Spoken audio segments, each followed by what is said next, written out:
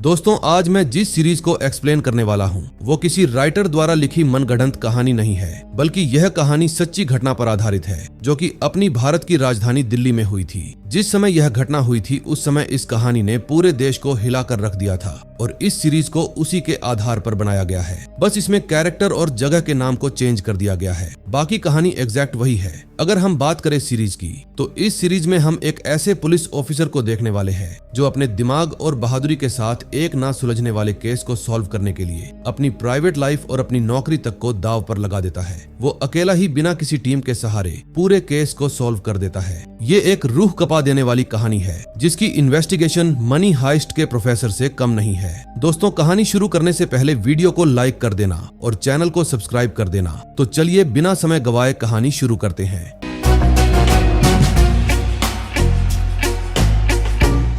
First episode की शुरुआत होती है दिल्ली के एक मिडिल स्कूल से, जहां हम सुमन नाम की एक लड़की को देखते हैं जो कि इसी स्कूल की एक स्टूडेंट है। वह बार बार घड़ी देख रही थी और अपने भाई साहिल का इंतजार कर रही थी। थोड़ी देर में साहिल अपने दोस्तों के साथ बातें करते हुए सुमन के पास आता है, लेकिन सुमन उससे नाराज हो जाती है क्योंकि आज सुमन की जिंदगी का एक बड़ा दिन था और वो आज लेट नहीं होना चाहती थी। फिर वो दोनों भागते हुए बस स्टैंड जाने लगते हैं। जैसे ही वो बस स्टैंड तक पहुंचते हैं, उनके सामने ही उनकी बस छूट जाती है और दोबारा से सुमन साहिल को गुस्से भरी नजरों से देखने लगती है। फिर साहिल मासूमियत से कहता है कि तुम परेशान ना हो, हम लोग घर टाइम से पहुंच जाएंगे। फिर सुमन कई गाड़ियों से लिफ्ट मांगती है, लेकिन उनमें से कोई भी गाड़ी नहीं रुकती। तभी एक सफेद गाड़ी वहां आकर रुकती है और उन्हें उनकी कॉलोनी तक ले जाती है। घर पहुंचने के बाद दोनों भाई बहन किसी बात को लेकर आपस में हंसी मजाक कर रहे थे, लेकिन तभी वहां उनकी मां आ जाती है जिसका नाम मोना है और वो सुमन और साहिल को प्रोग्राम में जल्दी जाने के लिए कहती है। लेकिन साहिल सुमन के साथ नहीं जाना चाहता था और सुमन भी कहती है कि मैं अकेले ही चली जाऊंगी, लेकिन फिर मां के कहने की वजह से साहिल भी सुमन के साथ चला जाता है। दोनों बच्चे अकेले घर से बाहर निकल जाते हैं और आप लोग सोच भी नहीं सकते कि आज इन दोनों के साथ क्या होने वाला था। दरअसल सुमन का एक रेडियो प्रोग्राम था जो कि शाम 7 बजे शुरू होने वाला था और इसी वजह से घर में मोना और उसका पति अशोक, जो कि एक आर्मी ऑफिसर है, दोनों रेडियो चलाकर बैठे हुए थे और अपनी बेटी के प्रोग्राम का इंतजार कर रहे थे।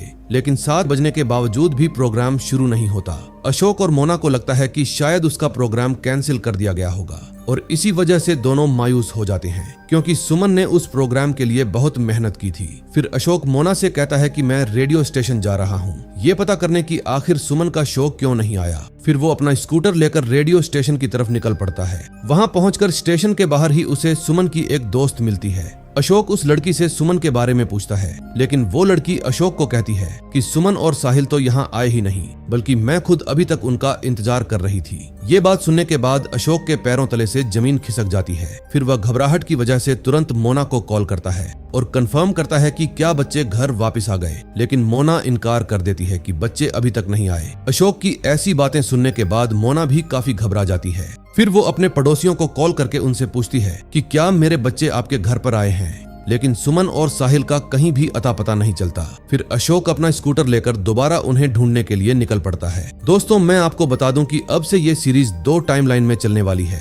एक टाइमलाइन कुछ दिनों पीछे की होगी और एक टाइमलाइन प्रेजेंट की होगी, लेकिन सीरीज के लास्ट एपिसोड तक दोनों टाइमलाइन मिक्स हो जाएंगी। अब कहानी 8 दिन पीछे जाती है। तभी हम मुंबई शहर के एक थिएटर में 2 छोटे मोटे चोरों को देखते हैं, जिनमें से एक का नाम रज्जो था और दूसरे का नाम बाबू। रज्जो थोड़ा शांत स्वभाव का था, जबकि बाबू शुरुआत से ही साइको था। वे दोनों छोटी मोटी चोरियां किया करते थे। फिर जैसे ही वॉशरूम में एक अमीर बाप का लौंडा जाता है तो बाबू और रज्जो दोनों उसके पीछे चले जाते हैं। पहले तो वे दोनों उस मोटे आदमी का मजाक उड़ाते हैं और फिर उसे मारना शुरू कर देते हैं। फिर वो दोनों उसके पास से सारा सामान लूटकर वहां से भाग निकलते हैं। रास्ते में एक गार्ड उन्हें पकड़ने की कोशिश करता है, लेकिन दोनों अपनी जान छुड़ाकर वहां से भाग जाते हैं। अब कहानी प्रेजेंट में आती है। शहर है दिल्ली। यहीं हम एक ढाकड़ इंस्पेक्टर जयप्रकाश को देखते हैं जो अपने साथी जावेद के साथ कौन बनेगा करोड़पति खेल रहा था। तभी वहां पर जयप्रकाश के पिता घनश्याम खाना लेकर आ जाते हैं और यह बात जयप्रकाश को अच्छी नहीं लगती। फिर दोनों की बातचीत से हमें यह भी पता चलता है कि दोनों बाप बेटे के रिश्ते कुछ ठीक नहीं हैं। वैसे ये पुलिस वाले पता नहीं क्यों अपने पिता से अच्छे रिश्ते नहीं रखते।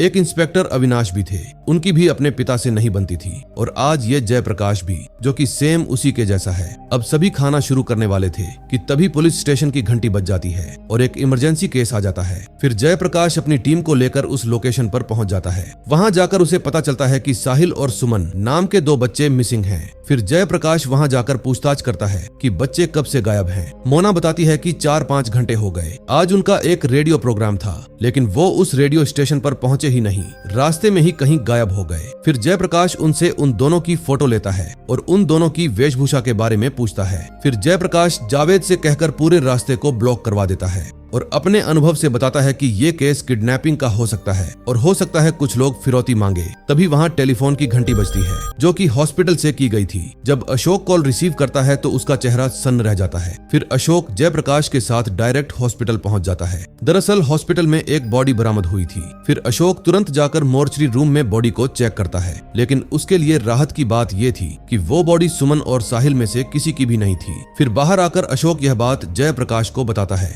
अब कहानी वापस से 8 दिन पीछे मुंबई में जाती है। बाबू और रज्जो दोनों जब उस आदमी को मारकर भागे थे तो रास्ते में जो गार्ड मिला था उसने उन दोनों का चेहरा देख लिया था और इसी वजह से रज्जो काफी ज्यादा डरा भी हुआ था। फिर वो तुरंत अपने घर पहुंचकर बैग पैक करने लगता है ताकि वहां से कहीं दूर भाग सके। फिर जब रज्जो अकेले वहां से जाने लगता है तो बाबू उसे कहता है कि मैं भी साथ चलूंगा, लेकिन निकलने से पहले हम दोनों कोई बड़ा हाथ मारेंगे। अब कहानी फिर से प्रेजेंट में दिल्ली में आती है। इस समय पुलिस वालों को एक आदमी के ऊपर शक था जो ऐसे ही किडनैपिंग के मामले में कई बार फंस चुका है। फिर वो उसे ढूंढते हुए उस लोकेशन पर पहुंच जाते हैं जहां वो अक्सर ही दिखाई देता था। जैसे ही वो आदमी जयप्रकाश को देखता है वैसे ही वहां से भागने लगता है, लेकिन जयप्रकाश बहुत ही बहादुरी के साथ उस आदमी के पीछे दौड़ता है और उसे पकड़ लेता है। लेकिन वो आदमी साफ इनकार कर देता है कि मैंने सभी गलत काम कब के छोड़ दिए हैं, लेकिन एक गिरोह है जो आज भी ऐसा काम करता है। फिर वो आदमी जयप्रकाश को बताता है कि वो गिरोह आपको जंगल में मिल जाएगा। ये बात सुनने के बाद जयप्रकाश वापस अपनी टीम के साथ पुलिस स्टेशन लौट आता है और पूरी तैयारी के साथ गोला बारूद लेकर जंगल के बीच तहकीकात करने निकल जाता है। पास्ट में रज्जो और बाबू एक बड़ी चोरी को अंजाम देने वाले थे।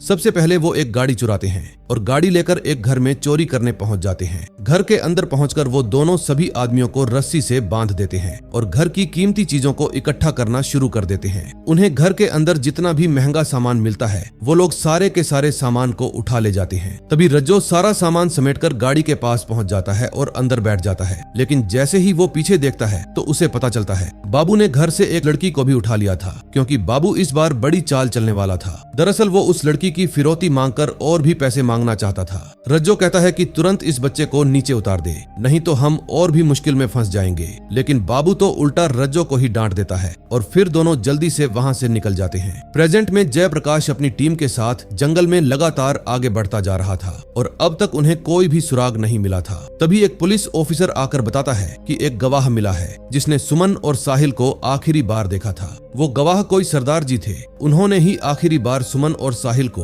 अपने स्कूटर से लिफ्ट दी थी।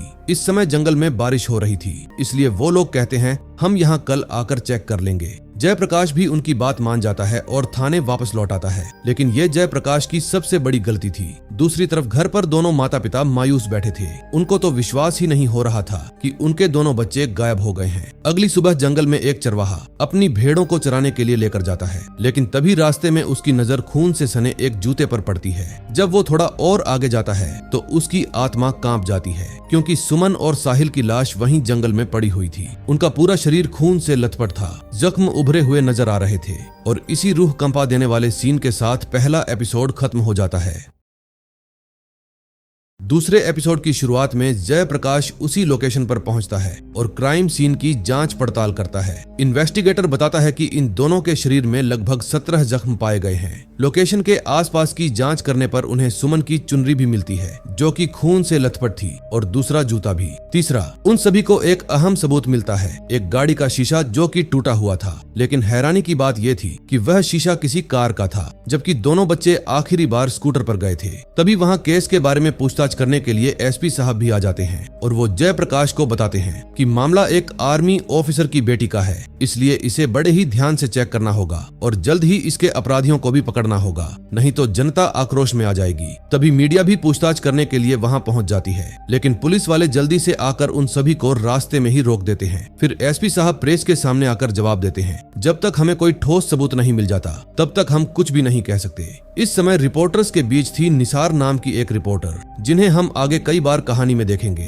तभी वहां पर अशोक भी आ जाता है और धीरे धीरे कदम बढ़ाते हुए क्राइम सीन तक पहुंच जाता है। फिर जैसे ही वो अपने नन्हे मुन्नों की लाश देखता है टूटकर वहीं पर बिखर जाता है, क्योंकि एक पिता के लिए अपने बच्चों की लाश देखना जीवन में इससे बुरा कुछ नहीं हो सकता। इधर पुलिस स्टेशन में उन सभी लोगों को इकट्ठा किया गया था जिनके पास लाल रंग का स्कूटर था। कई लोगों से पूछताछ की जाती है। तभी एक सरदार जी बताते हैं कि मैंने ही सुमन और साहिल को बस स्टैंड तक छोड़ा था। फिर वो उन्हें विश्वास दिलाने के लिए बस स्टैंड लेकर जाते हैं। रास्ते में सरदार जी बताते हैं, मैं उन्हें लिफ्ट नहीं देना चाहता था क्योंकि वो रेडियो स्टेशन की तरफ जा रहे थे, जबकि मैं कहीं और जा रहा था, लेकिन वो बार बार रिक्वेस्ट करने लगे, इसलिए मैंने उनको लिफ्ट दे दी और बस स्टॉप पर लाकर छोड़ दिया। सरदार जी ये भी बताते हैं कि जब वारदात हुई तो वो कहीं और थे और अगर आप चाहें तो मैं गवाही भी दिलवा सकता हूँ। बस स्टॉप पर पहुंचकर सरदार जी बताते हैं कि मैंने उन बच्चों को लगभग 5:15 बजे बस स्टॉप पर छोड़ा था। तभी पुलिस ऑफिसर मिश्रा जी बताते हैं कि यहाँ से जंगल की तरफ जाने के 3 रास्ते हैं और जयप्रकाश तीनों रास्तों पर जांच लगाने का आदेश दे देता है। इधर पोस्टमार्टम होने के बाद बॉडी को अशोक के घर पर लाया जाता है। बॉडी आते ही पूरे घर में मातम छा जाता है। तभी मोना भी वहां पर पहुंच जाती है और फूट फूट कर रोने लगती है। फिर वो बच्चों का चेहरा देखने की जिद करती है, लेकिन जब अशोक चेहरा दिखाता है तो मोना का व्यवहार बदल जाता है। वो साफ कहती है कि ये हमारे बच्चे नहीं हैं, हमारे बच्चे अभी भी जिंदा हैं। दरअसल बच्चों का चेहरा इतना बिगड़ा हुआ था कि पहचान में ही नहीं आ रहा था। फिर बाद में पिता उन दोनों की चिता को आग देता है। अब कहानी फिर से पास्ट में जाती है। 6 दिन पहले मुंबई में बाबू एक दुकान में जाकर फिरौती के लिए कॉल करता है और 2 लाख रुपए की फिरौती मांगता है। कॉल करने के बाद बाबू एक हॉस्पिटल में जाता है। वहाँ पर वो एक नर्स जिसका नाम जेनी था, उससे अपनी गर्लफ्रेंड मीना के बारे में पूछता है। फिर वो मीना के पास जाकर उसके साथ रोमांटिक होने लगता है, लेकिन मीना उसे खुद से दूर कर देती है और कहती है, ये हॉस्पिटल है, अगर किसी ने यहाँ ये सब होते हुए देख लिया तो बड़ी मुसीबत हो जाएगी। लेकिन बाबू को इन सब से कोई फर्क ही नहीं पड़ता था। वो मीना के साथ अपनी हवस पूरी कर रहा था। मीना दोबारा से बाबू को दूर करती है, लेकिन बाबू उसे घूर कर देखता है और मीना डर जाती है। दूसरी तरफ रज्जो जब बच्चे का ख्याल रख रहा था तो वो बच्चा बताता है कि मुझे 2 नंबर आई है, जिसके बाद रज्जो उस बच्चे को लेकर ट्रेन की पटरियों के बीच चला जाता है। अब बच्चा ठहरा अमीर बाप की औलाद, इसलिए वो कहता है कि मैं इस जगह ऐसा काम नहीं करूंगा। लेकिन रज्जो उसको कहता है, करना है तो कर, नहीं तो संभाल कर रख उसे पेट में। लेकिन जोर से लगी थी इसलिए वो 2 नंबर करने के लिए मान जाता है। लेकिन वो रज्जो से कहता है कि तुम दूसरी तरफ देखो। जैसे ही रज्जो पलटता है वैसे ही वो लड़का वहां से भागने लगता है, लेकिन रज्जो उसे देख लेता है और उसके पीछे लग जाता है। इधर बाबू उस आदमी का इंतजार कर रहा था जो फिरौती के पैसे लेकर आने वाला था। तभी एक आदमी वहां पर एक बैग लेकर आता है और तय की गई जगह पर उन पैसों को रखकर वहां से चला जाता है। जैसे ही बाबू उन पैसों को उठाने जाता है वैसे ही पीछे से कुछ पुलिस वाले उसे घेर लेते हैं और ऊपर से उस बैग में पैसा भी नहीं था। फिर बाबू किसी तरह से अपनी जान बचाकर पुलिस के हाथों से बच निकलता है। इधर जयप्रकाश अपने केस को आगे बढ़ाते हुए एक डॉक्टर के पास जाता है जो कि इस केस की जांच कर रहे थे। डॉक्टर जयप्रकाश को बताते हैं जिस प्रकार से उन दोनों के शरीर पर हमले हुए हैं उससे तो यही लगता है कि उनके ऊपर हमला किसी तलवार से किया गया है। साथ ही डॉक्टर ये भी बताते हैं कि उनके हाथों और पैरों में ढेर सारे फ्रैक्चर हैं, यानी कि उन्हें मारा कहीं और गया है और लाश कहीं और फेंकी गई है। बारिश के कारण ढेर सारे सबूत भी बह गए हैं। तभी डॉक्टर गाड़ी का शीशा दिखाते हैं जिससे गाड़ी के रंग का पता चल जाता है। फिर जयप्रकाश तुरंत अपने साथी को कॉल करके बताता है कि हमें हरे रंग की गाड़ी की तलाश है। तभी रात को रास्ते में सभी गाड़ियों को रुकवाकर उनकी जांच की जाती है, लेकिन कोई भी ऐसी गाड़ी नहीं मिलती जिसका शीशा डैमेज हुआ हो। तभी जयप्रकाश के पास एक कांस्टेबल आता है। वो बताता है कि एसपी साहब आपका इंतजार कर रहे हैं। फिर जब जयप्रकाश पुलिस स्टेशन पहुंचता है तो देखता है कि उसके पिता घनश्याम दोबारा से पुलिस स्टेशन में खाना लेकर आए हुए हैं और एसपी साहब बड़े ही चाव से उसे खा रहे थे। यह देखकर जयप्रकाश को बिल्कुल भी अच्छा नहीं लगता। फिर घनश्याम वहां से चले जाते हैं। उनके जाने के बाद जयप्रकाश एसपी को केस के बारे में सारी रिपोर्ट देता है। एसपी बताते हैं कि मैं अभी अभी आईजी साहब से मिलकर आ रहा हूँ। इस केस को लेकर हम पर बहुत प्रेशर है, अगर तुमसे नहीं हो रहा तो मैं ये केस चौहान को दे देता हूँ। लेकिन जयप्रकाश कहता है कि मैं अपनी पूरी कोशिश कर रहा हूँ, बस आप मुझे 1 हफ्ते का समय दे दीजिए, मैं इस केस को जल्दी सॉल्व कर दूंगा। लेकिन एसपी उसकी कोई भी बात नहीं सुनता। पास्ट में 6 दिन पहले गुस्साया हुआ बाबू रज्जू के पास आता है और पूछता है कि पैसे कहाँ गए। बाबू गुस्से में बताता है कि इस पिद्दी के माँ बाप ने पुलिस बुला रखी थी और मैं पुलिस के चंगुल से भाग कर आ रहा हूँ। इस समय बाबू इतने गुस्से में था कि वो उस बच्चे को मारने के लिए आगे बढ़ता है, लेकिन रज्जू उसे रोक देता है। फिर दोनों के बीच हाथापाई शुरू हो जाती है। अब रज्जू बाबू को मारने ही वाला था, लेकिन बाबू अपनी चिकनी चुपड़ी बातों से रज्जू को अपनी ओर कर लेता है और कहता है कि मैं बच्चे को कुछ भी नहीं कहूंगा। फिर रज्जू भी बाबू को छोड़ देता है। इस समय वो बच्चा काफी रो रहा था। फिर बाबू उसे चुप रहने को कहता है, लेकिन बच्चा रोता ही रहता है। इसलिए गुस्से में बाबू दोबारा से चाकू उठाता है और उस बच्चे को खत्म कर देता है। फिर बच्चे को खत्म करने के बाद बाबू और रज्जू दोनों मुंबई से दिल्ली शहर के लिए निकल पड़ते हैं। अगले सीन में हम देखते हैं प्रेजेंट में रिपोर्टर निसार जब अपने रूम के पास पहुंचती है तो देखती है कि सीढ़ियों पर जयप्रकाश बैठा हुआ है। जयप्रकाश इस केस के बारे में काफी देर तक निसार से बातें करता है और बताता है कि ऊपर से प्रेशर है और एसपी मुझे इस केस से बाहर निकालना चाहता है, लेकिन मैं इस केस को पूरी बाखूबी के साथ सॉल्व करना चाहता है। जाते जाते जयप्रकाश निसार को एक तस्वीर देता है जो कि सुमन और साहिल की थी और फिर वहां से चला जाता है। जब जयप्रकाश रास्ते से जा रहा था तभी वह दोबारा क्राइम सीन पर जाता है, जहां पर वो देखता है कि अशोक अकेला वहां पर खड़ा है। वो बताता है कि मेरे बच्चे अंधेरे से डरा करते थे, लेकिन उस रात इस अंधेरे में उन दोनों के साथ ऐसी घटना हो गई और मुझे पता तक नहीं चला। मेरे घर से ये जगह सिर्फ 5 किलोमीटर दूर थी। फिर वहां से निकलकर जयप्रकाश अपनी राह पर आगे बढ़ता है और जैसे ही उसका गाड़ी से थोड़ा ध्यान हटता है वैसे ही सामने एक गाय आ जाती है। गाय को बचाने के चक्कर में जयप्रकाश गाड़ी को दूसरी तरफ मोड़ देता है और गाड़ी से उतरकर टॉर्च की रोशनी में इधर उधर देखने लगता है। तभी उसकी टॉर्च की रोशनी सड़क से नीचे पड़ी एक हरे रंग की गाड़ी पर पड़ती है। फिर जयप्रकाश तुरंत उस गाड़ी के पास जाता है और उसकी हालत देखता है। दोस्तों, यह वही गाड़ी थी जिसकी पुलिस को तलाश थी। गाड़ी के अंदर हर जगह खून बिखरा पड़ा था और इसी के साथ सेकंड एपिसोड का एंड हो जाता है। थर्ड एपिसोड की शुरुआत में हम देखते हैं मोना अपने दोनों बच्चों को खोने की वजह से पागल हो चुकी थी, लेकिन फिर भी जीने के लिए काम तो करना ही पड़ता है, इसलिए वो तैयार होकर अपने स्कूल में पढ़ाने के लिए जा रही थी। दूसरी तरफ पुलिस वाले भी उस गाड़ी की जांच पड़ताल कर रहे थे। डॉक्टर बताता है कि इस गाड़ी के ऊपर 5 लोगों के फिंगरप्रिंट्स मिले हैं, जिनमें से 2 तो बच्चों के थे और 2 अपराधियों के, लेकिन एक किसका था वो अभी तक पता नहीं चला। उस गाड़ी के अंदर से एक मर्डर वेपन भी मिला है जो कि एक तलवार है। फिर एसपी साहब उस तलवार को देखते हैं जिस पर लिखा हुआ था श्री मनोहर सोनी चूरनवाला। फिर जब एसपी वहां से जाने लगते हैं तो जयप्रकाश उनको भरोसा दिलाता है कि मैं इस केस को जल्दी ही सॉल्व कर लूंगा, लेकिन एसपी साहब उसको सिर्फ 48 घंटे का समय देते हैं। अगर एक भी मिनट ज्यादा लग गया तो जयप्रकाश को इस केस से हटाकर ये केस इंस्पेक्टर चौहान को दे दिया जाएगा। अब कहानी फिर से पास्ट में जाती है। 4 दिन पहले दिल्ली के गुरुद्वारे में रज्जू और बाबू भोजन कर रहे थे। रज्जू अभी भी बाबू से नाराज था क्योंकि बाबू इतने भयानक काम कर रहा था जो कि रज्जू को बिल्कुल भी पसंद नहीं थे, और उस बच्चे के मारे जाने की वजह से रज्जू और भी ज्यादा डर गया।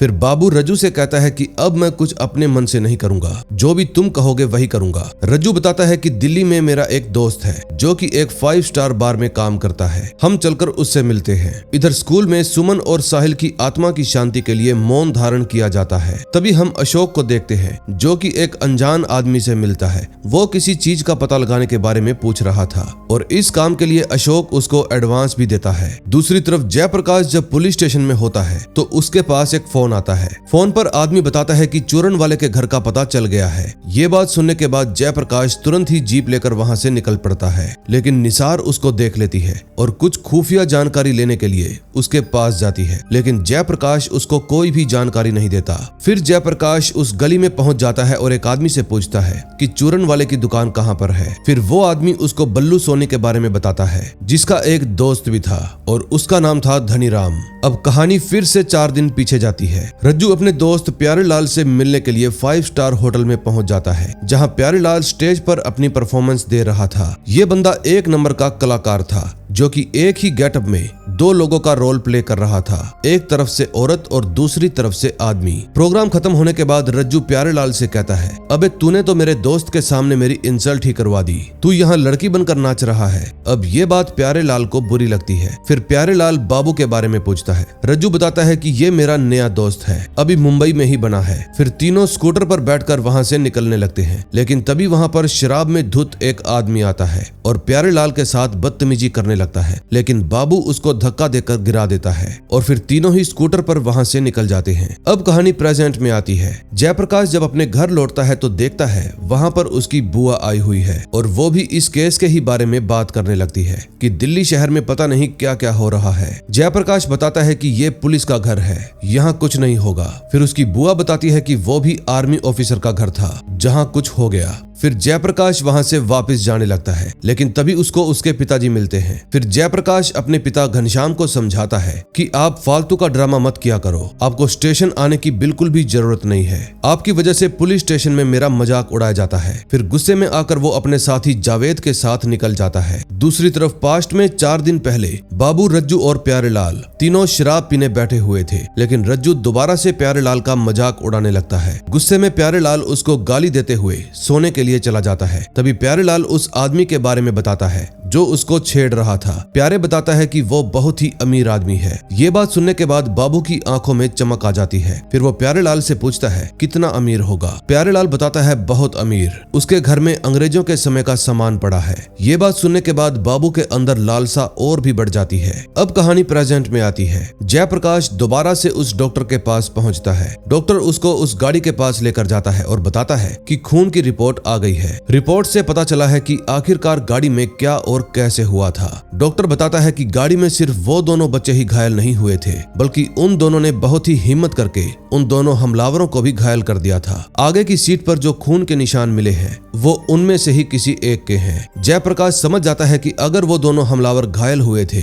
तो वो इलाज करवाने के लिए किसी हॉस्पिटल में तो गए ही होंगे। इसलिए जयप्रकाश एक हॉस्पिटल में पूछताछ करने के लिए पहुंच जाता है। वहां का डॉक्टर बताता है हाँ, उस रात 2 लोग आए तो थे, उनमें से एक काफी ज्यादा घायल था और मैंने इसके बारे में पुलिस को भी इन्फॉर्म कर दिया था। लेकिन तभी वहां पर वो हवलदार आ जाता है जो कि उस समय रिपोर्ट दर्ज करने के लिए आया था। जयप्रकाश उससे पूछताछ करता है और रिपोर्ट की फाइल भी मांगता है। हवलदार बताता है कि मैंने फाइल लिखी ही नहीं। फिर जयप्रकाश उस पर गुस्सा करता है कि किस खुशी में तुमने रिपोर्ट नहीं लिखी। फिर जयप्रकाश उनके बारे में और पूछताछ करता है। हवलदार बताता है कि उन्होंने मुझे बताया कि उनकी गाड़ी का एक्सीडेंट हो गया था। वो गरीब आदमी था साहब, इसलिए पुलिस के लफड़े में नहीं पड़ना चाहता था, इसलिए मैंने उनको जाने दिया। लेकिन मैंने जाने से पहले उनकी सारी जानकारी दर्ज कर ली थी। वो 2 आदमी थे, एक का नाम प्यारे कुमार और दूसरे का नाम मोहन कुमार था। फिर जयप्रकाश कहता है कि हवलदार से स्केच तैयार करवाओ और फिर वो वहां से जाने लगता है। तभी हवलदार जयप्रकाश के पीछे पीछे आता है और बताता है कि उस दिन काफी ज्यादा भागदौड़ भी हो गई थी, आप लोग भी तो उस दिन हॉस्पिटल में आए थे। अब हवलदार उस समय की बात कर रहा था जब जयप्रकाश अशोक के साथ बॉडी देखने के लिए हॉस्पिटल आया था। ये जानने के बाद जयप्रकाश का रंग ही उड़ जाता है। अब कहानी फिर से पास्ट में जाती है और हम देखते हैं कि बाबू प्यारेलाल को लेकर रज्जू के साथ बल्लू सिंह के घर पर जाता है। प्यारेलाल दरवाजा खटखटाता है और बल्लू सिंह के सामने अकड़ने लगता है क्योंकि इस समय उसके दोस्त उसके साथ में थे। लेकिन बाबू एक बहुत ही अजीब बात कर देता है। वो कहता है बल्लू, तुम प्यारेलाल के साथ कुछ भी करो, बस बदले में 1 घंटे के 1000 रुपए देने होंगे। ये बात सुनकर प्यारेलाल डर जाता है, लेकिन बल्लू सिंह बाबू और रज्जू दोनों के साथ बदतमीजी करने लगता है और फिर बाबू को गुस्सा आ जाता है। फिर वो बल्लू सिंह को मारने लगता है। दोनों के बीच में काफी देर तक फाइट चलती है। प्यारेलाल ये सब देखकर काफी ज्यादा डर जाता है और वहां से भाग जाता है। अब प्रेजेंट में जयप्रकाश भी एक जगह पर जांच करने के लिए पहुंचता है और वहां पर जांच करने के दौरान उसको एक तलवार मिल जाती है जो कि उसी तलवार का दूसरा हिस्सा था। पास्ट में ये तलवार बाबू ने बल्लू के घर से चुराई थी जो कि अंग्रेजों के जमाने की थी। और जब वो दोनों वहां से बाहर निकलते हैं तो देखते हैं कि स्कूटर गायब है क्योंकि प्यारेलाल बहुत ज्यादा डर गया था, इसलिए वो वहां से भाग गया। फिर वो दोनों वहां से पैदल जाने लगते हैं। तभी रज्जू को वहां पर एक गाड़ी दिखाई देती है और ये वही गाड़ी है जो आगे चलकर पुलिस को मिलेगी। फिर वो दोनों उस गाड़ी को चुराकर वहां से निकल जाते हैं और इसी के साथ 3rd एपिसोड का एंड हो जाता है।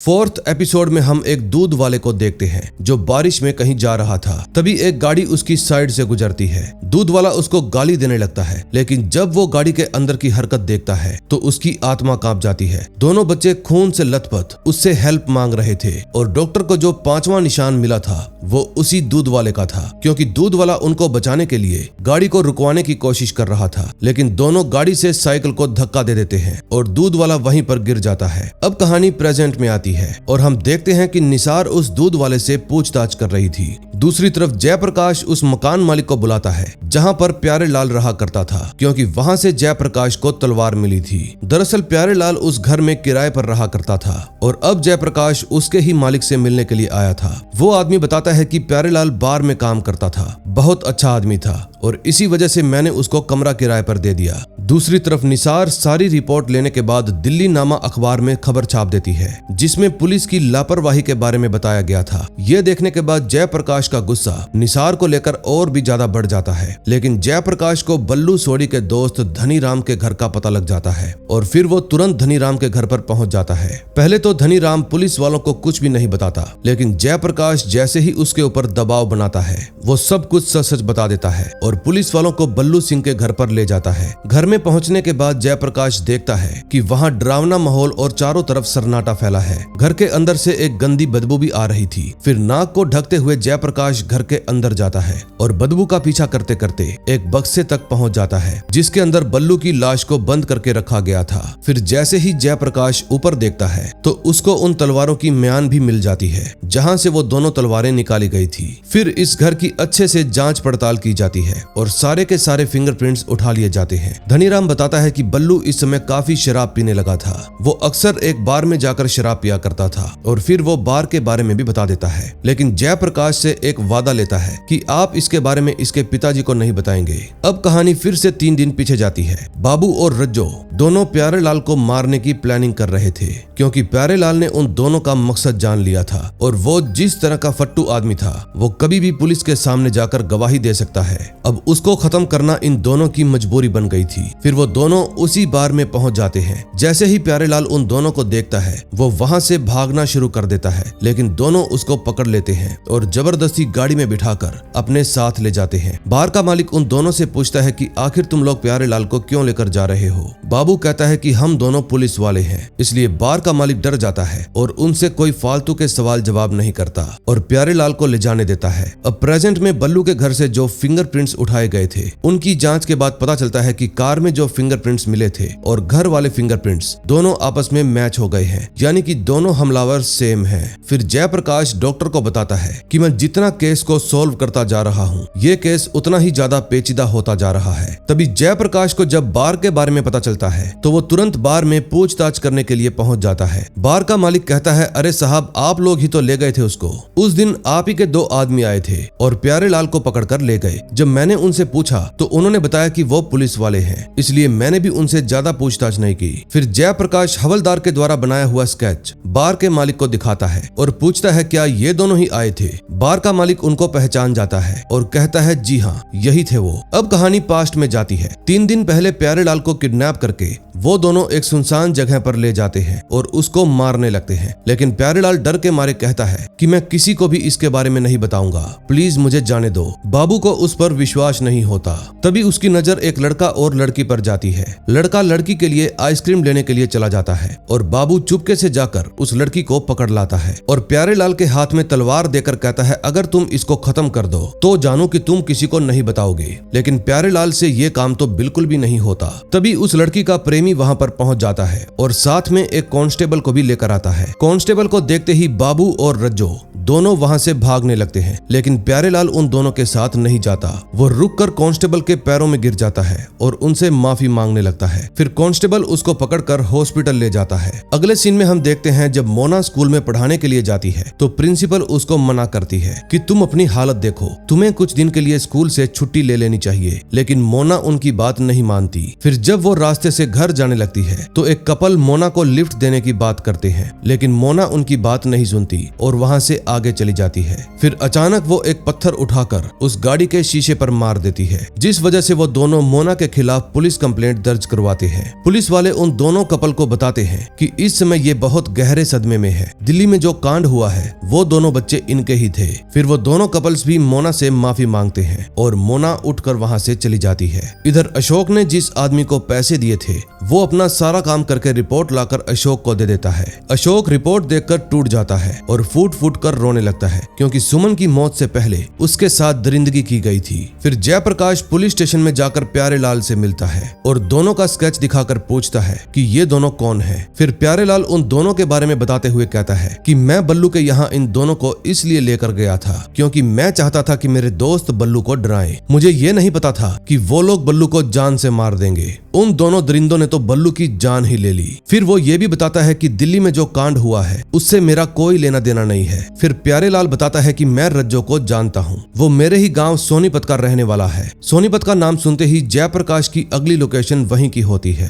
अब कहानी 2 दिन पीछे जाती है, जब बाबू और रज्जो दोनों उस कांस्टेबल से बचकर भाग रहे थे। जब वो दोनों रास्ते से जा रहे थे तो सुमन उन दोनों से लिफ्ट मांगती है और इसी के साथ 4th एपिसोड का भी एंड हो जाता है। अब नेक्स्ट एपिसोड में देखेंगे क्या होता है। 5वें एपिसोड में हम देखते हैं बाबू घायल हालत में ड्राइव कर रहा था। दोस्तों, ये वो सीन है जब ये दोनों सुमन और साहिल को मारकर यहाँ से भाग रहे थे और उन दोनों ने ही इनको घायल कर दिया था। फिर बाबू ड्राइव करते करते अपना कंट्रोल खो बैठता है और गाड़ी खाई में जाकर गिर जाती है, जो कि आगे जाकर जयप्रकाश को मिलती है। फिर वो दोनों गाड़ी से उतरकर पैदल ही हॉस्पिटल पहुंच जाते हैं। रज्जो तो कुछ ठीक हालत में था, लेकिन बाबू की हालत बहुत खराब थी। जब वो दोनों सुनते हैं कि डॉक्टर पुलिस वालों को बुला रहे हैं तो दोनों चुपके से उठकर वहां से जाने लगते हैं। उस समय जयप्रकाश ने इन दोनों को देखा भी था, लेकिन उसे ये नहीं पता था कि असली कातिल ये दोनों ही हैं। फिर जब वो दोनों भागने लगते हैं तो कांस्टेबल उनको रोक लेता है और पूछता है, क्यों भाई, कहाँ चले, रिपोर्ट कौन लिखवाएगा। फिर कांस्टेबल उन दोनों से एक्सीडेंट के बारे में पूछने लगता है। रज्जो काफी ज्यादा डर जाता है, लेकिन बाबू बड़े ही कॉन्फिडेंस के साथ बोलता है, जाने दो ना साहब, हम लोग गरीब आदमी हैं, ऐसे पुलिस वुलिस के झंझट में नहीं फंसना चाहते। लेकिन बावजूद इसके हवलदार उन दोनों का नाम पूछता है। फिर बाबू झट से कह देता है कि मेरा नाम प्यारे है और इनका नाम मोहन, हम दोनों प्यारे मोहन हैं। और फिर वो दोनों अपना नकली एड्रेस भी लिखवा देते हैं। फिर हॉस्पिटल से निकलने के बाद बाबू रज्जो को जाकर सोनीपत की बस में बिठा देता है और कहता है, तुम सीधा सोनीपत जाओ। रज्जो पूछता है, तुम कहाँ जाओगे। बाबू बताता है कि मेरा एक जिमी नाम का दोस्त है, मैं उसी के साथ रहूंगा। फिर बाबू जाते जाते रज्जो को सुमन के कानों की बाली देता है और कहता है, आगे ये तुम्हारे काम आएगी। अब प्रेजेंट में निसार का बॉस अपनी टीम के सभी आदमियों को रज्जो और बाबू की फोटो दिखाता है और कहता है कि इनके बारे में सब कुछ पता करो और पेपर में ऐसी खबर छापो कि देखने वाले हैरान रह जाएं। अब कहानी फिर से 3 दिन पीछे जाती है। जब रज्जो सोनीपत में था तो हमें पता चलता है कि रज्जो मुंबई में हीरो बनने के लिए गया था और इसी वजह से उसकी फैमिली वाले पूछते हैं कि तुम्हारी फिल्म की शूटिंग कैसी चल रही है। फिर रज्जो झूठ कह देता है कि सब कुछ ठीक है, मेरे हाथों में चोट लग गई थी, इसी वजह से मुझे घर आना पड़ा। रज्जो के घर में उसकी एक भतीजी भी थी जिसका सपना था कि वो भी आगे चलकर हीरोइन बने और इसी वजह से वो रज्जो से फिल्मों की दुनिया के बारे में बातें किया करती थी। लेकिन तभी वहां पर रज्जो के पिताजी आ जाते हैं, जो कि रज्जो को देखकर ताना मारते हुए कहते हैं, ओहो, आज तो रज्जो साक्षात प्रकट हुए हैं। फिर गुस्से में उसके पिताजी उसको तिलचट्टा कहते हैं। ये बात रज्जो को बिल्कुल भी पसंद नहीं आती। फिर रात को जब रज्जो सो रहा था तो उसके कानों में उसकी माँ की चीखने की आवाज सुनाई देती है, क्योंकि उसके पिता उसकी माँ को मार रहे थे। अब रज्जो का दिल तो कर रहा था कि वो अपने बाप को मार डाले, लेकिन फिर भी वो अपने ऊपर पूरा कंट्रोल करता है। अब कहानी प्रेजेंट में आती है, जहां जयप्रकाश सोनीपत में आकर अपनी जांच शुरू करता है, क्योंकि प्यारेलाल ने बताया था कि रज्जो उसके ही गांव से है, जो कि सोनीपत है। फिर वहां पर पहुंचकर जयप्रकाश एसआई से मिलता है और एसआई जयप्रकाश को रज्जो के घर तक ले जाता है, लेकिन वहां भी उनको रज्जो नहीं मिलता। घर की हालत देखकर कुछ साफ पता नहीं चल रहा था और रज्जो की भतीजी के माथे पर भी चोट लगी हुई थी। उसकी माँ का भी मार खा खा कर बुरा हाल हुआ पड़ा था। फिर रज्जो की भतीजी बताती है कि 3 दिन पहले वो यहाँ पर आए थे। उन्होंने बताया कि फिल्म की शूटिंग हो रही थी तो उनके हाथ में चोट लग गई। लेकिन जयप्रकाश उसकी चोटों के बारे में पूछता है। वो लड़की बताती है कि जब वो भाग रहा था तो मैंने उसको रोकने की कोशिश की, लेकिन गुस्से में आकर उसने मेरा चेहरा खराब कर दिया। फिर जयप्रकाश उनसे बाबू के बारे में पूछता है, लेकिन किसी को भी बाबू के बारे में कुछ भी पता नहीं था। फिर उसकी माँ कहीं से ढूंढकर रज्जो की एक पुरानी फोटो लेकर आती है, लेकिन जयप्रकाश देखता है कि रज्जो की माँ के चेहरे पर भी ढेर सारी चोटें हैं। फिर जयप्रकाश उनके बारे में पूछता है। फिर उसकी माँ बताती है कि मैं कुएं में पानी भर रही थी और वहीं पर फिसलकर गिर गई। फिर जयप्रकाश वहां से जाते जाते रज्जो के पिता को सबक सिखाता है और धमकाता है, अगली बार तुम अपनी बीवी को मारने से पहले 10 बार सोच लेना, वरना मैं तुम्हारी इतनी मुरम्मत करूंगा कि ना ही तुम नहा पाओगे और ना ही कुछ धो पाओगे। अब कहानी 2 दिन पीछे सोनीपत में आती है। रज्जो अपना हाथ ठीक करवाने के लिए डॉक्टर के पास जाता है और साथ में उसकी भतीजी भी जाती है। हाथ की चोट ठीक करने के बाद रज्जो और उसकी भतीजी दोनों बैठकर नाश्ता करते हैं। तभी रज्जो के हाथ में एक पेपर लगता है जिसमें उसी हादसे को लेकर खबर छपी हुई थी। ये देखकर रज्जो बहुत डर डर जाता है और तुरंत ही बाबू को कॉल करने लगता है। रज्जो को एहसास होता है कि वहाँ पर जितने भी लोग हैं सब लोग उसको घूर कर देख रहे हैं। तभी रात को रज्जो की भतीजी उसके पास आती है और उसको अपनी कुछ फोटोज दिखाती है। वो कहती है कि मैं भी आगे चलकर हीरोइन बनना चाहती हूँ, इसलिए आप मुझे भी मुंबई ले चलिए। लेकिन रज्जो के अंदर इतना ज्यादा गुस्सा भरा हुआ था कि वो अपनी भतीजी को मारने लगता है। तभी उसके सामने सुमन का चेहरा आ जाता है और वो काफी डर जाता है। अब प्रेजेंट टाइम में जयप्रकाश को भी रज्जो की खबर मिल जाती है कि वो कहां पर देखा गया है। फिर जयप्रकाश बिना देरी किए वहां पर पहुंच जाता है, लेकिन तब तक रज्जो वहां से भाग चुका था। दूसरी तरफ एसपी के ऊपर काफी ज्यादा दबाव था। लोग मंत्री के घर के बाहर प्रोटेस्ट कर रहे थे।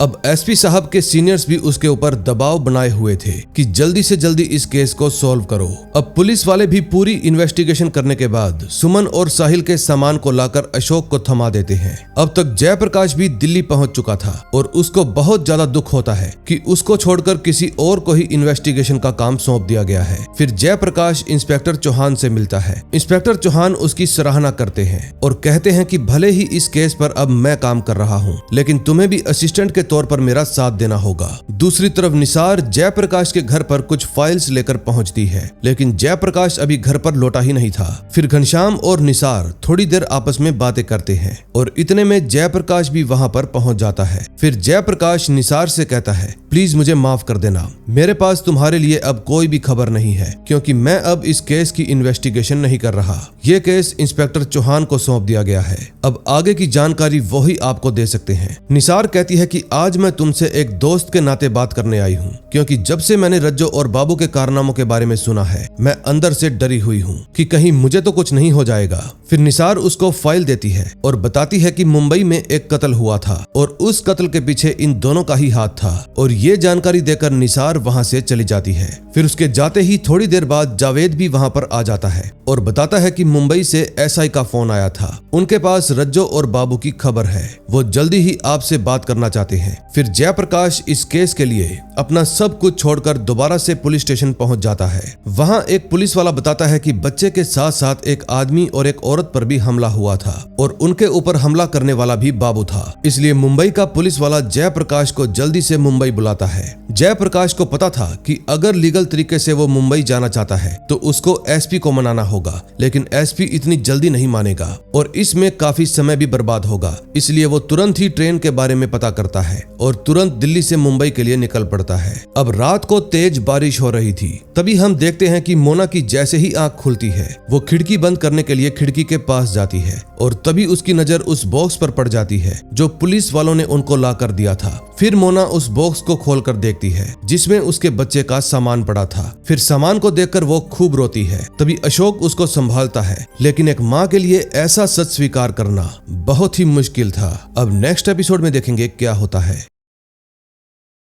6th एपिसोड की शुरुआत 12 साल पीछे से होती है और जगह है मुंबई। यहाँ हम एक टीचर को देखते हैं जो कि एक लड़के को जोर जोर से थप्पड़ मार रहा था। उस लड़के की माँ भी सामने ही खड़ी थी। फिर वो टीचर के सामने हाथ जोड़कर कहती है कि प्लीज मेरे बेटे को माफ कर दीजिए, जबकि टीचर बताता है कि तुम्हारा बच्चा हर किसी को परेशान करता है और इसकी हरकतों की वजह से कई बच्चों की जान जाते जाते बची है। अब टीचर उसकी एक भी बात नहीं सुनता और लड़के को स्कूल से बाहर निकाल देता है। इस लड़के का नाम कुमार है। तभी बाहर निकलने के बाद कुमार अपनी माँ को खाने के लिए शहद देता है, लेकिन उसकी माँ उस लड़के को बुलाती है जिसको उसके बेटे ने मारा था और कहती है लो बेटा शहद खाओ। लेकिन वो लड़का कहता है कि मैं चोरी का शहद नहीं खाता, ये शहद चोरी का है। ये बात सुनने के बाद उसकी माँ और भी ज्यादा भड़क जाती है और कुमार भी गुस्से में उस लड़के को घूरने लगता है। फिर जब वो लड़का बाथरूम में जाता है तो बाहर से कुमार दरवाजा बंद कर देता है और बाथरूम में लगा मधुमक्खियों का छत्ता भी फोड़ देता है, जिसकी वजह से पूरे कमरे के अंदर मधुमक्खियां भर जाती है। अब कहानी फिर से प्रेजेंट में आती है। जयप्रकाश वहां पर इन्वेस्टिगेशन के लिए पहुंच जाता है जहां पर उस छोटे बच्चे को बांध कर रखा गया था। अब यहाँ पर इसके हाथ क्या जरूरी जानकारी लगेगी ये हमें थोड़ी ही देर में पता चल जाएगा। अब कहानी 3 दिन पीछे जाती है। मुंबई में रज्जो को बस में बिठाने के बाद बाबू अपने दोस्त जिमी के पास जाता है जो कि एक रेस्टोरेंट में खाना बनाने का काम करता है। फिर दोनों आपस में शराब पीने के लिए बैठ जाते हैं। जिमी बताता है कि मैं जल्दी ही शादी करने वाला हूँ और अच्छा हुआ तुम भी आ गए, बाबू बताता है कि मैं भी मीना के साथ शादी करने वाला हूँ। फिर दोनों शराब में काफी ज्यादा धुत हो जाते हैं। फिर बाबू वहाँ से उठकर जिमी की टैक्सी लेता है, जो कि वो अक्सर पार्ट टाइम में चलाया करता था। लेकिन बीच रास्ते उसको एक कपल दिखाई देता है और बाबू उनको भी अपनी गाड़ी में बिठा लेता है। अब कहानी प्रेजेंट में आती है और हम देखते हैं कि जयप्रकाश अब उन्हीं दोनों कपल से पूछताछ करने के लिए गया हुआ था, जिनकी हालत बेहद ही खराब थी। फिर औरत उस रात हुई पूरी घटना के बारे में बताती है कि कैसे मेरे पति को मारने के बाद उसने मेरे सारे पैसे लूट लिए और फिर वो मेरे साथ बदतमीजी करने लगा। उसने मेरे कपड़े भी फाड़ दिए। अब वो तो अपनी सारी हदें पार करने वाला था, लेकिन तभी गाड़ी के अंदर से उसको कुत्ते के भौंकने की आवाज आई और बाबू कुत्ते के पीछे चला गया। फिर कुत्ते को अपने साथ लेकर बाबू वहां से चला गया। अब कहानी फिर से 3 दिन पीछे जाती है और हम उसी कुत्ते को देखते हैं, जो कि जिमी का कुत्ता था। इस समय जिमी अपनी शादी का सूट सिलवा रहा था और वहीं पर बाबू भी मौजूद था। तभी बाबू के पास रज्जो का फोन आता है। रज्जो ने ये फोन तब किया था जब वो अपनी भतीजी के साथ रेस्टोरेंट में बैठकर खाना खा रहा था।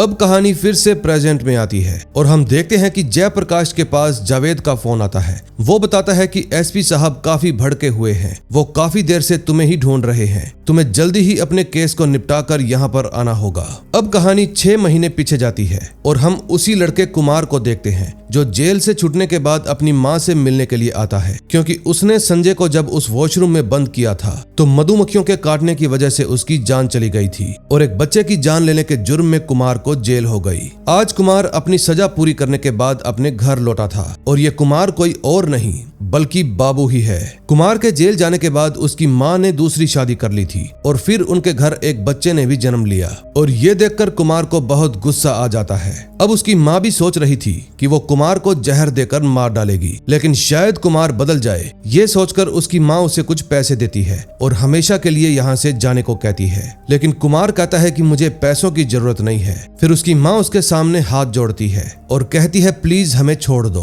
फिर आखिरी बार वो जाते जाते अपनी माँ से पूछता है, माँ तुम मुझसे प्यार करती हो या नहीं, लेकिन उसकी माँ कोई भी रिएक्शन नहीं देती। ये देखकर बाबू को बहुत गुस्सा आता है। फिर वो किचन में जाता है और अपनी माँ से माचिस मांगकर उनको ही जला देता है। अब प्रेजेंट में जयप्रकाश हॉस्पिटल में कुमार उर्फ बाबू की माँ से मिलने के लिए जाता है, जो कि अभी भी जिंदा थी और इस वक्त उनकी हालत बहुत ज्यादा खराब थी। उनकी माँ का पूरा शरीर जल चुका था। फिर पूछने पर वो बताती है कि मैंने एक राक्षस को जन्म दिया था, उसने मेरी पूरी लाइफ खराब कर दी। फिर जयप्रकाश वहाँ से जाते जाते उनसे पूछता है कि कुमार को कहाँ पर रखा गया था। उसकी माँ बताती है कि सुधार केंद्र में। ये जानने के बाद जयप्रकाश की अगली राह वही सुधार केंद्र होता है। फिर वो तुरंत ही वहाँ पर पहुँच जाता है और वहाँ जाकर उसे पता चलता है कि कुमार ने 8 साल के बच्चे के ऊपर मधुमक्खियां छोड़ दी थी और उन मक्खियों ने उस लड़के को इतना काटा कि उसकी बॉडी का आकार दुगना हो गया और उसकी बहुत ही दर्दनाक मौत हो गई। फिर जयप्रकाश उनसे उसके किसी साथी के बारे में पूछता है कि क्या कुमार का कोई दोस्त भी था।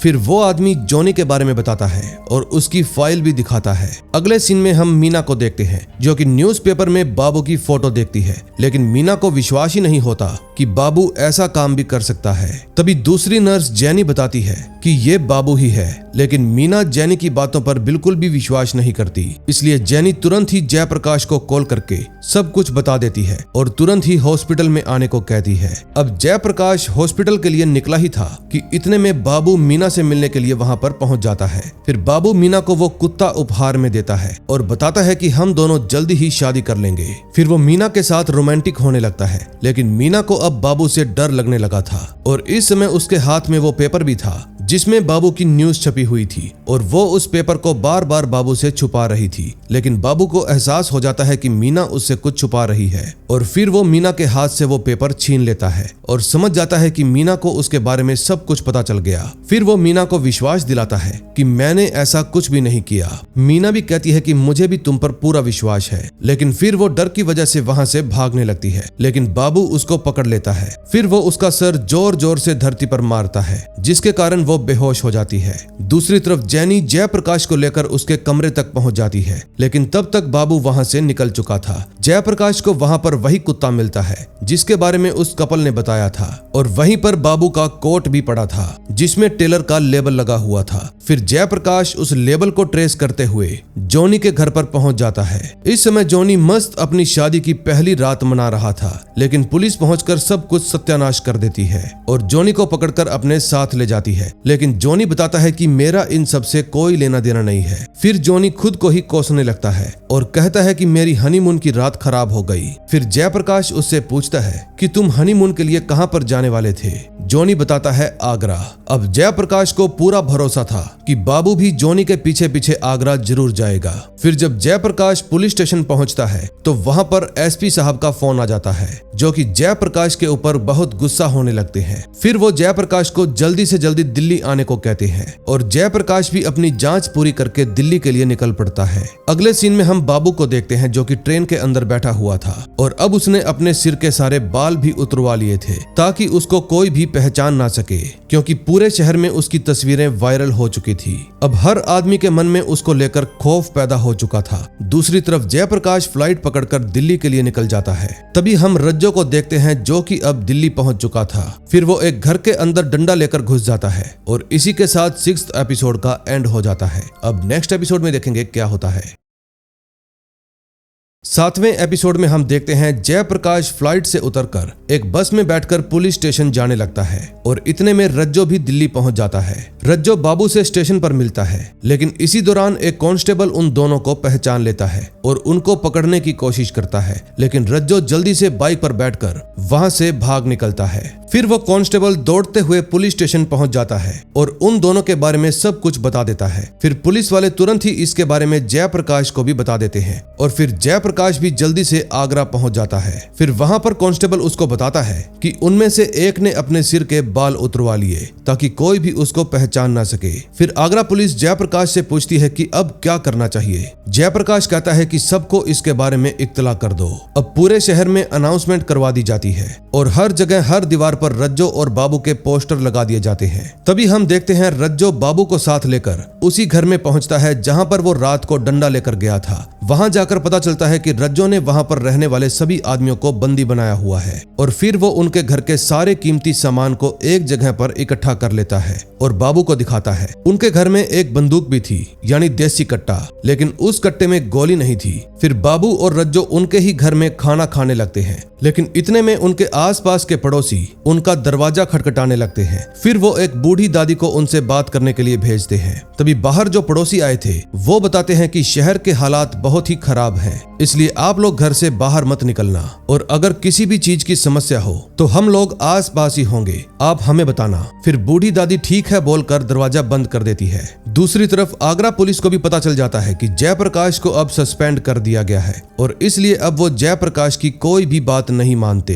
इधर रज्जो और बाबू बंदूक की गोली लेने के लिए मार्केट में निकल जाते हैं। वहां पर वे एक आदमी से पूछते हैं कि क्या बंदूक की गोली मिल जाएगी, लेकिन वो आदमी उन दोनों को शक की निगाह से देखता है। फिर वो उनको घर के अंदर ले जाकर उन्हें बंदूक की गोली दिखाता है और बताता है कि मेरे पास सिर्फ एक ही गोली बची है, अगर तुम्हें और भी गोली चाहिए तो तुम कुछ घंटों बाद वापस आ जाना, तब तक मैं गोलियों का अरेंज करके रखूंगा। दूसरी तरफ आगरा के पुलिस स्टेशन में किसी का फोन आता है कि बाबू और रज्जो को मार्केट में देखा गया है और वो दोनों उसी मार्केट में दोबारा से आने वाले हैं। तभी शाम होते होते जब बाबू और रज्जो उस जगह पर आते हैं तो देखते हैं कि पूरी गली शांत है और सभी शटर बंद हैं। बाबू को खतरे का एहसास हो जाता है और वो तुरंत ही गाड़ी घुमाकर वापस लौटने लगता है, लेकिन तभी उसके पीछे पुलिस लग जाती है और सामने से भी जयप्रकाश उनको रोकने की कोशिश करता है, लेकिन वो दोनों पुलिस वालों को चकमा देकर वहां से भाग निकलते हैं। भागते भागते वो एक रेलवे स्टेशन पर पहुंच जाते हैं और एक ट्रेन में चढ़ जाते हैं। जयप्रकाश भी उनको ढूंढते हुए पीछे जाता है, लेकिन बाबू ट्रेन में बैठी एक छोटी सी बच्ची को अपना निशाना बना लेता है। तभी जयप्रकाश भी रज्जो की गर्दन पकड़ लेता है और बार बार बाबू से उस लड़की को छोड़ने के लिए कहता है, लेकिन बाबू कहता है कि पहले तुम रज्जो को छोड़ो,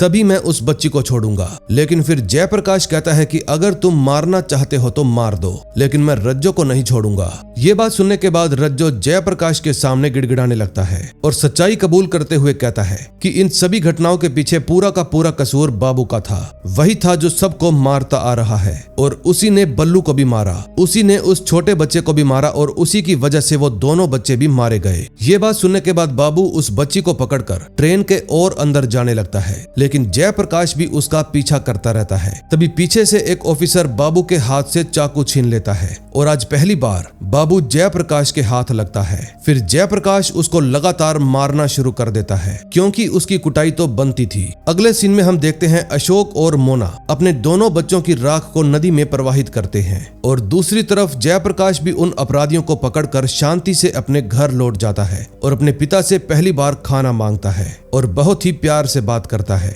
अब नेक्स्ट एपिसोड में देखेंगे क्या होता है।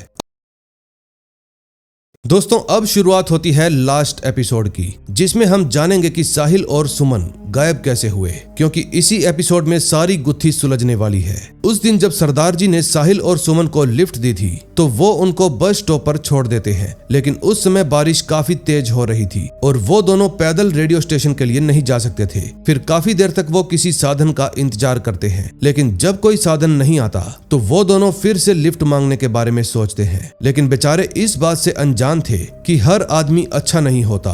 तभी उनके सामने बाबू और रज्जो की गाड़ी आकर रुकती है और यहीं से सारा खेल शुरू होता है। गाड़ी में बैठने के बाद बाबू की नजर लगातार सुमन पर ही टिकी हुई थी और सुमन भी असहज महसूस कर रही थी। उसके मन में सिर्फ यही बात चल रही थी कि वो कुछ भी करके इस गाड़ी से उतर जाए। फिर सुमन उस गाड़ी को ध्यान से देखती है, जिसमें खिड़की खोलने और दरवाजे खोलने का कोई हैंडल ही नहीं था। अब साहिल और सुमन दोनों समझ जाते हैं कि ये लोग ठीक नहीं है, इसलिए वो तुरंत ही गाड़ी को रोकने के लिए कहते हैं कि प्लीज गाड़ी रोक दीजिए, हमें यहीं पर जाना था। लेकिन अब गाड़ी रुकने वाली नहीं थी। फिर वो बच्चे चिल्लाने लगते हैं और बार बार कहते हैं प्लीज हमें उतार दीजिए, लेकिन बाबू दरवाजा खोलने का नाम ही नहीं लेता, जबकि रज्जो बार बार बोलता है कि इन दोनों बच्चों को जाने दो। फिर सुमन बाबू को मारने लगती है और साहिल भी रज्जो के ऊपर टूट पड़ता है। तभी रज्जो जब तलवार निकालता है तो साहिल उस तलवार को अपने हाथों से रोकने की कोशिश करता है, लेकिन साहिल को यह नहीं पता था कि अगले ही पल रज्जो उस तलवार को अपनी ओर खींच लेगा और साहिल के हाथ कट जाएंगे। अब दोनों बच्चे काफी देर तक उस गाड़ी के अंदर संघर्ष करते हैं, लेकिन इतने में एक दूध वाले की नजर उन दोनों के ऊपर पड़ जाती है। दूध वाला भी उनको बचाने के लिए आता है, लेकिन सफल नहीं हो पाता।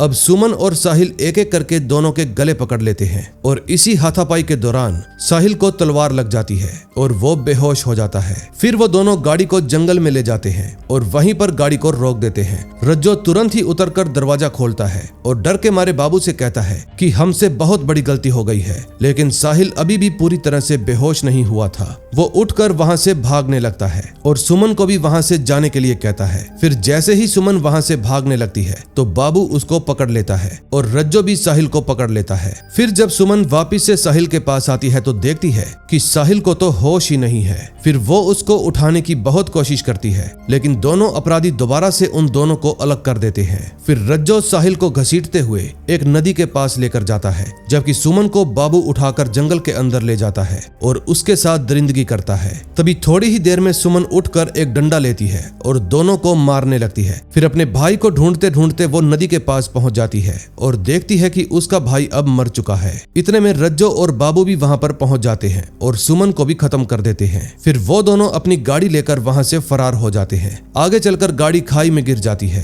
फिर वो हॉस्पिटल में जाते हैं और आगे की कहानी आपको पता ही है। अब प्रेजेंट टाइम में एसपी साहब जयप्रकाश के काम से बहुत प्रभावित होते हैं और उसके काम की खूब सराहना करते हैं। फिर वो जयप्रकाश के सस्पेंशन लेटर को कैंसिल करके उसको आगे की कार्रवाई की जिम्मेदारी सौंप देते हैं। अब वो दिन आ जाता है जिस दिन उन दोनों को सजा होने वाली थी। जयप्रकाश पूरी ईमानदारी के साथ तैयार होकर दोनों अपराधियों को लेकर कोर्ट पहुंच जाता है। इस समय कोर्ट के बाहर बहुत ही ज्यादा भीड़ इकट्ठा हुई थी, जो कि इन दोनों को नोच नोच कर मार देना चाहते थे, लेकिन पुलिस के कारण वो ऐसा नहीं कर पाते। फिर जयप्रकाश उन दोनों को लोगों से बचाते हुए कोर्ट के अंदर ले जाता है और जज साहब उन दोनों को फांसी की सजा सुनाता है और अब जाकर इस केस का एंड होता है। दोस्तों, बाबू की एक छोटी सी गलती ने उसको फांसी तक पहुंचा दिया। अगर वो उस दिन गाड़ी को ना मोड़ता और सीधा ही अपने रास्ते चला जाता तो सुमन और साहिल दोनों आज जिंदा होते। सुमन खुशी खुशी रेडियो स्टेशन जाकर अपना प्रोग्राम करती और उसके माता पिता उसके प्रोग्राम को एंजॉय करते,